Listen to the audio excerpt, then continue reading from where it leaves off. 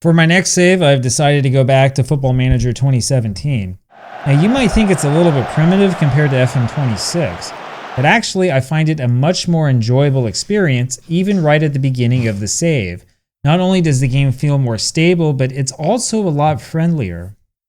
And that game doesn't feel like as old and as primitive as you might think. Now, in fact, I really do think that those who are in upper management at Sports Interactive, like a certain surly gentleman, probably need to put the new game aside and go back and spend some time fiddling around with this older stuff. And by the way, you can tell I've been playing it today because it's dark around me, right? It's night now. This is what happens when you play a good Football Manager game. Suddenly the day's like gone. Anyway, not only does FM 2017 work better than you think it does, but the overall experience as a player is a lot better. Let me show you off right from the start. Alright, first of all, ignore those red lines. It's because I think of the skin I'm using or something like that. It looks like a graphical glitch, whatever. Anyway, since FM 2017 is an older game, it was very easy for me to find this extended German database that goes all the way down to level 7. That's like over 2,200 teams.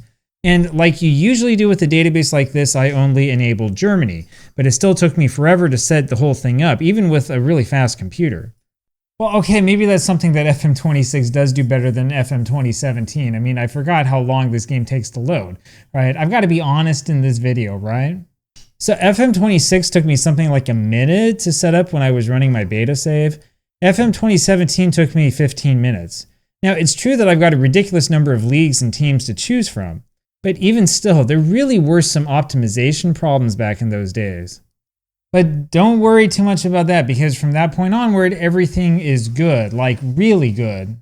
Now, we all know about setting your manager up, looking at the stupid 3D rendition and all that other junk. Notice here though that I cannot select my watch or my earring or whatever. So seriously, who in the world thought that that was a good idea for a football management game? I mean, was somebody like complaining to Sports Interactive that their manager didn't have, like diamond studs in their ears or a Rolex or whatever? I mean, you can't even see the watches and the accessories or whatever really at any point in time in the game unless you use one of those like weird, mods for the cameras where you can go like all over the pitch or whatever, right? So why in the world did they spend all of these resources and all this time developing something that's so freaking useless? Right? Why even have the 3D manager model to begin with? It doesn't make any sense because you never use it. It doesn't do anything. Like, I already know what I look like, right? What's the point? Now, if you're like me, you'll wind up spending another 15 minutes just choosing a club. I hung around Bayern since I wanted to find a lower level club from a city that I was familiar with. So I remember a lot of the small cities and villages near Augsburg since I lived there a long, long time ago for a little bit over a year.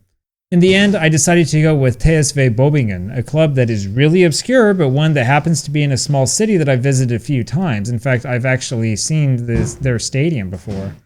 And in my opinion, the coolest part of all is that the club's headquarters look like this. Alright, in my opinion, that's the coolest thing about Bavaria or Bayern, whatever you want to say. It's the old buildings, the history, the fact that it all blends together like this. It's awesome. See, this is what Football Manager is supposed to be about, right? If I'm playing this game, I'm supposed to spend most of my time looking at like maps and digging into history books and like imagining me going places, coming up with a backstory on my own, not messing around with the stupid menus. Anyway, we're going to finish last or something. We have no money. We're worth nothing. This is perfect. To make it realistic, I also decided to max out my stats from the start. So I actually did that because I didn't want to waste time like going and taking coaching courses or whatever. I guess it's technically a cheat, but not really because it doesn't really make that much of a difference. I think that like you as a manager are able to like do some better training or something like that. Anyway, this is the whole thing, this like coaching course thing. This is one of those broken features in Football Manager. Nobody ever talks about it, but we probably should. I mean, I think it'd be a lot more interesting if you had to like actually pass a test in the game to get to the next level, right? Anyway, these yellow things are help buttons. If you hover your mouse over them, they tell you what's going on the screen. Now, this is actually a great idea. I have no idea why they don't do this anymore. These days, you have to know what you're doing ahead of time. And if you don't already know about everything, you get some jerk on Twitter telling you that you're a moron. So the biggest thing that you'll notice about FM 2017 is that the game is actually a lot friendlier overall, and this is a huge difference. In FM26, you have to agree to the expectations connected with your contract right at the very beginning. The game then hounds you endlessly to create a tactic. FM24 was the same way. You can't do anything until you make that precious tactic. In FM 2017, your chairman sends you a message telling you about the contract you already signed and inviting you to a meeting to tell you more about your new club. So tell me, why did we go away from that? Why did we decide that it was unrealistic for the chairman to treat you with respect, to give you some time to ease into your club? I mean, why is it that SI decided to throw a whole ton of responsibilities on the player right from the get-go, right? Without giving you any time to get acclimated at the club, learn about it, figure out where in the world you are, stuff like that. The chairman asks if you'd like an email that will give you basic information about your club, which is another thing that's disappeared. Now, I will admit that this dialogue screen isn't great, but at least the choices make sense. Through this dialogue, your assistant manager will help you set up a few staff-related things right from the start. In FM26, you just get a whole ton of email, which is typical of the direction that the franchise has taken. And just wait until we go back to the old championship manager games. There was a time when Sports Interactive didn't fill up your inbox with a bunch of useless information. Do you guys remember those days? Setting up your tactic is pretty easy, I guess. Though honestly, I just used a downloaded striker list tactic because I wanted to focus more on squad building than the tactical theory behind this version or whatever. But the cool thing is that you can exit the tactic creator and the game just defaults to the 4-4-2. I don't think that FM26 even lets you exit the tactical creation screen, though I might be wrong. You guys can correct me. Alright, I know, I probably should be making up my own tactic and doing it the right way. But the thing is, as long as I'm playing a game that has a whole bunch of downloaded tactics, I want to take advantage of it and download them and play with them. This isn't the FM Arena era of Football Manager, so I can't just go look at the table and be like, oh, look, this one has an 85% win percentage or whatever, right? So the thing is that if you go back further in the Football Manager series, not only do you not have the lists and all of this extensive testing for these exploitative tactics, but if you go back far enough, people don't even know what the exploits are if they even exist, right? So when I was playing FM 2006 the other day, I was looking for tactical help and people literally said, oh, just look at your squad and come up with a tactic based on that, right? Anyway, in FM17, the interesting thing is that the striker list tactic was a big exploit at the time, and a lot of people were talking about it. In fact, you can still find a whole ton of forum posts about it, which is funny because now that it's a thing again in FM26, nobody remembers those days. Anyway, I probably don't need to tell you how much easier it is to navigate your squad in FM27 than in FM26. In fact, I don't need to tell you anything about this in FM26. You already know this is a disaster.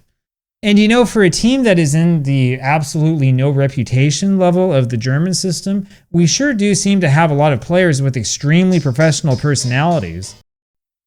Okay, this really has got to be another glitch in the game. I don't think it's really a glitch. I think it's a glitch in the mind of the people who programmed this, right? So personalities really need to be more dynamic and they need to change more over age.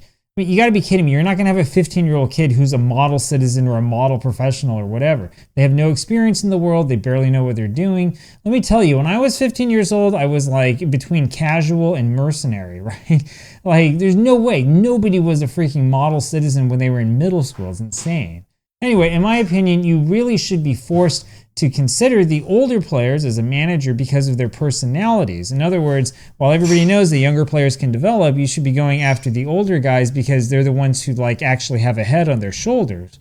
Right? That sounds more like Football Manager to me. So if you have a squad of 16-year-olds, right, you're going to not only get, people who don't show up to practice half the time, but you're going to get people who are off doing really stupid stuff because that's what we all did when we were 16, right? Anyway, like I said, it's not that hard to envision ways to fix this problem, but nobody at Sports Interactive seems to be interested in it. And then you get to training. So my team has no money and it's semi-pro, so we only train a few days a week. But look at this. You arrange your training week by week and simply say what general area you want to work on. There's no need for those 3 training sessions a day or whatever nonsense they're doing now.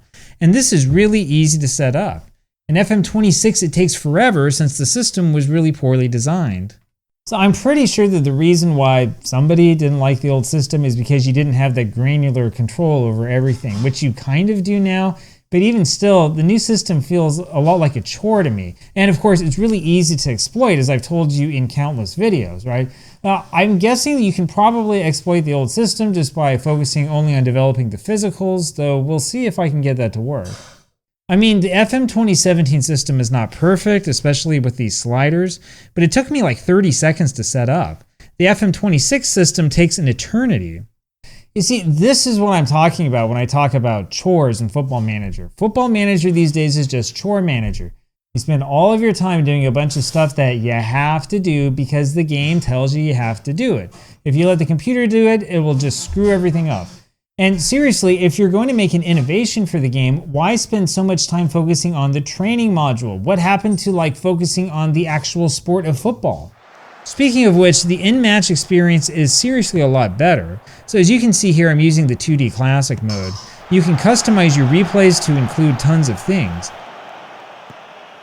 That includes stuff like the foul that leads to a penalty, which is something you seriously cannot do in modern versions of Football Manager for some stupid reason. And you could add in all sorts of widgets too, including a bunch that I haven't experimented with yet. Anyway, you should know the FM 2017 system is not perfect. I caught some really weird replay glitches, right? Because I'm playing in 2D Classic mode and it's showing me replays in 3D mode. Like, I would get these replays that would show me, like, you know, the beginning of a free kick for like 1 second and then it goes away. So there's some weird stuff going on. But it seriously is a lot better than an FM26. In fact, let's do a direct comparison and I will show you what the two versions look like when you compare them.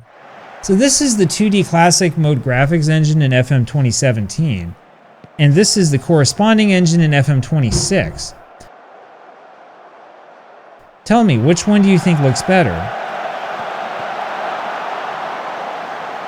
Which one do you think is a better representation of what's really going on?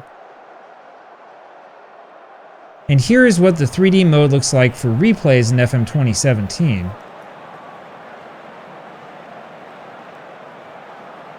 I know that FM26 is supposed to look more impressive, but is that game really more impressive? Honestly, I don't see a major difference.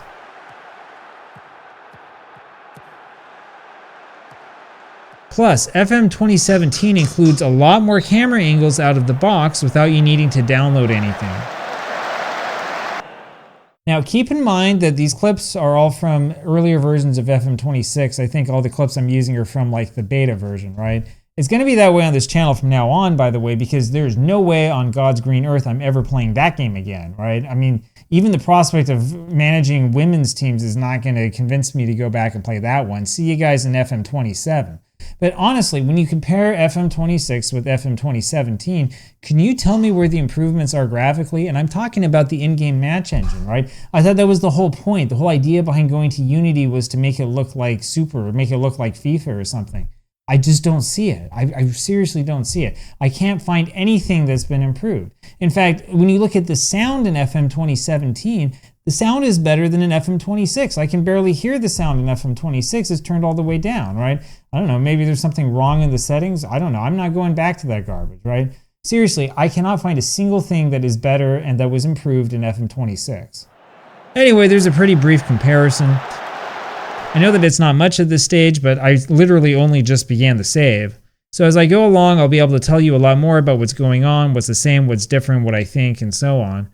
And I've got a feeling that I'll be able to find a lot of suggestions to give to Sports Interactive. Anyway, I'm still baffled at how they could take a game that was originally so good and make it just so awful, right? When you think about it, that's actually quite an accomplishment, even if you're using, you know, AI vibe coding to help you make the game awful. Anyway, there's more good stuff to come later. I'm going to keep making videos like this about things that I see and so on as I move forward with this save and as we move up through the lowest divisions of the German soccer system.